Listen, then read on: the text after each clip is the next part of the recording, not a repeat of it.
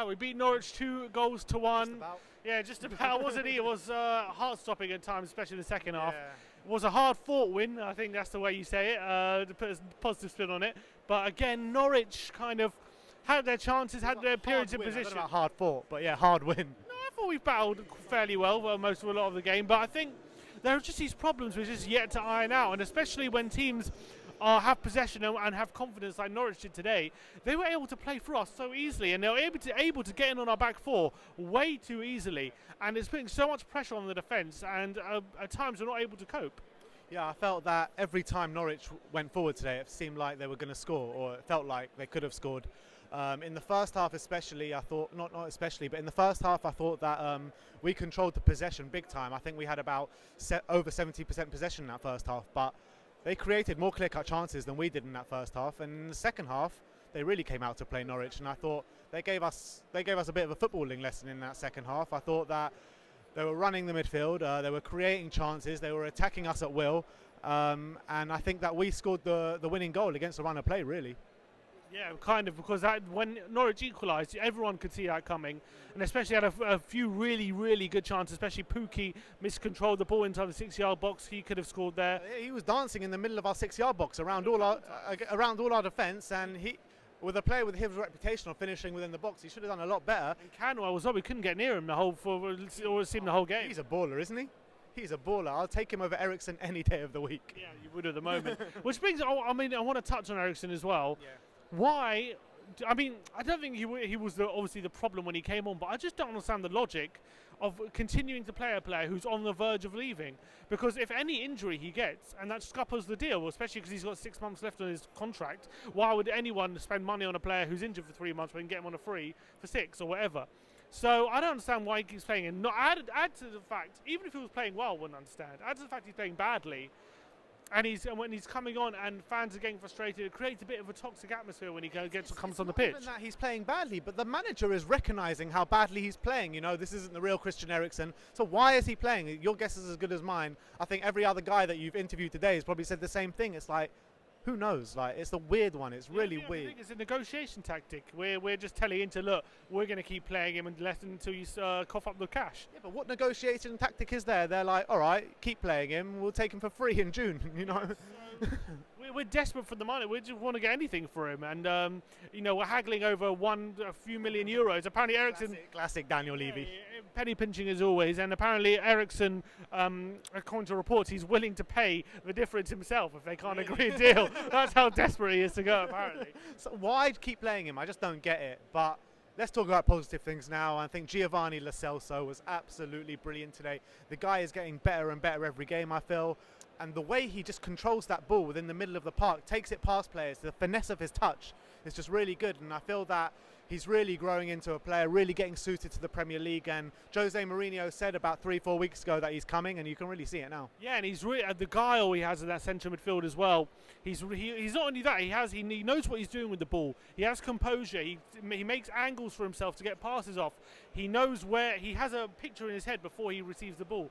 And it's not only his on the ball play, off the ball as well. He's industrious. Yeah. He puts a foot in. He's willing to get a challenge in. The first goal, he made a challenge, robbing one of the Norwich players and set up Aurier to square to Ali to score. He was a big part of our performance today, and I think him playing in a more reserved role has improved his aspect of getting on the ball and being more involved in the gameplay and knitting things together. I thought it was fantastic. The only drawback I would say is playing him and Winks just left together in midfield, left our defence exposed, and that's the problem. And that's why we were so easy to play against when we were off the ball, because we can't put a tackle in.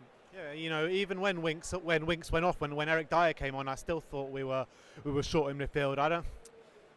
I wouldn't mind if we sold Eric Dyer tomorrow. I really wouldn't. But I want to stay in positives. We did win the game. We won 2-1. It's our first time we got 3 points since Brighton came here, right? Yeah. About a month ago? Yeah, for around that. 22nd so of December. So it's mad that we haven't won for so long. We're still only 6 points outside the top 4. It's like when you look at last season and you look at the top 4 race, it was like towards the end of the season, nobody wanted it. Everyone was dropping points. And it feels like it's the same thing for a whole season. Literally. It's mad. Yeah. Well, so yeah, Chelsea and Arsenal dropping points yesterday. United losing 2-0 today to Burnley at home. Yeah. And with Rashford out injured, they're really going to struggle, I feel. And I know we have Kane out injury, but we are going to sign a striker. I really believe that with all the rumours flying around. No choice. We have no choice. We've scored 2 goals today, but we didn't score for 3 games previous to that. Like, it's evident that we need a target man up there, not just a striker, a target man. And we've been linked to William Jose today. We were linked to Piatek yesterday. Who's going to be tomorrow? Teke's been mentioned. Yeah, I said at the beginning of the window, guarantee you we're going to get Benteke last day of the window. Yeah, guarantee you.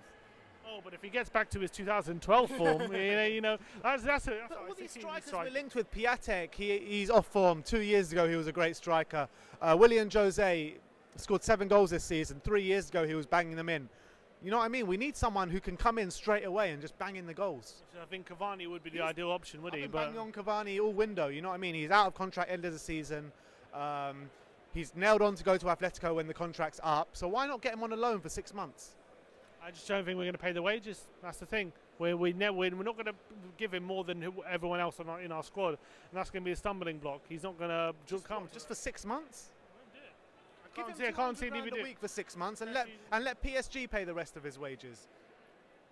I think that would be a good option. But anyway, Celso was a positive today. Aurier, I thought as well, had a positive game. Aurier was brilliant today. I'm always one.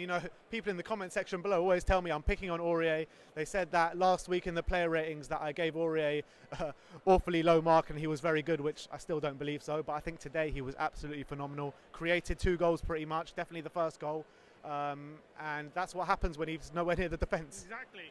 Which is exactly where he needs to be. Just keep him up, striding forward and trying to get crosses in, because as soon as he gets near our own box, that's when the alarm bell rings. But on the flip side, Ryan Sessegnon, again, no confidence to beat his man.